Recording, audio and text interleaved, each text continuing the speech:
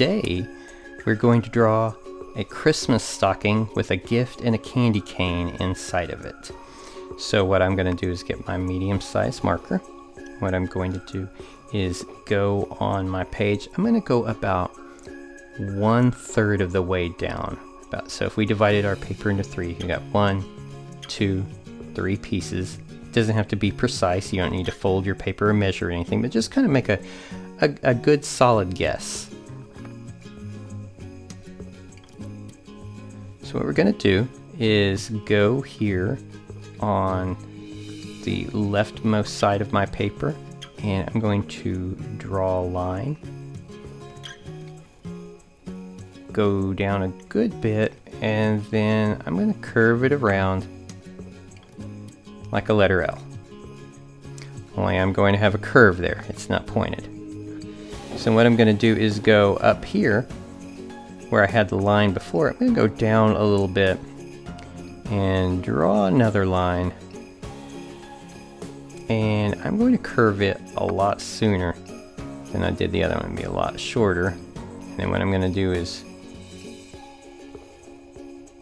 curve it around to meet my first point. And this is the foot of my stocking. So what I want to do next, I want to go in and put the border at the top. My border is going to be fairly fluffy. Yours doesn't have to be as fluffy as this if you don't want to, but what I'm going to do is connect these lines with a number of little half circles, and they're not all the same size. See, I'm doing some big, some small, and I'm going to come up and I'm going to end up making sort of like a rectangle shape up here at the top, and I'm just going to keep coming around different sizes of circles. And then down here in the bottom, I'm going to put a patch on this by going to the heel, the back side of my stocking right here, and I'm going to draw a curved line that goes from up here to down here. Now those are usually patches on a sock, if you've ever seen one of those, or patches on a stocking, and they have stitching on them. So what we're going to do is go right inside there and just make a series of short dotted lines that follows the edge of the patch we just made. So I want to put a couple of items into my stocking. I want to put a candy cane, so what I'm going to do is go and draw a straight line that goes up and curves around almost like a full half circle and stops about right there. So it's like an upside down J. Do the same thing, going to move a little bit over, same thing, but I'm going to kind of follow that inside line. Going to go here and stop, and then to give it a little bit of depth, I'm going to make a slight little curved line right there. Alright, so the next thing I want to do is put a gift in there next to it. So what I'm going to do is draw 3 lines. I'm going to draw one right next to the candy cane. I'm going to draw one to the left of it, just a little bit bigger, and then next to it, a little further to the left, another box or another line. And then what I'm going to do is connect those like so. So that's a small Christmas box. We're going to put a bow on it, so I'm going to do that by going up here kind of behind this top corner, and I'm going to put a little circle right there, and then we're going to put almost like 2 triangles coming out from there. They can be as big or as small as you want, but what I'm going to do is start there from the circle, go out, come back in, and I curved mine a little bit. You can go more pointed on yours. Same thing on the other side. Go out, pull it back in, like so. So that's going to finish up what I'm going to do with my medium-sized marker. And I'm going to get my small marker now to do some details. So the outlines of our drawing are a little bit thicker than the interior details. So what we're going to do first are put stripes on our candy cane. So I recommend not going straight across, but more going diagonal and not making completely straight lines, but making them curved.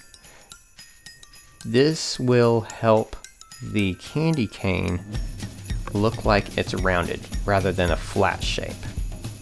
So the next thing I want to do is go on to the bow here, and we want to make it look a little soft, like it's had a knot here and it's kind of puckering up the bow there. So we're going to put a little line out from there. It's going to end not all the way out, but we're going to do another one there off of it, and those lines are curved because the bow is soft.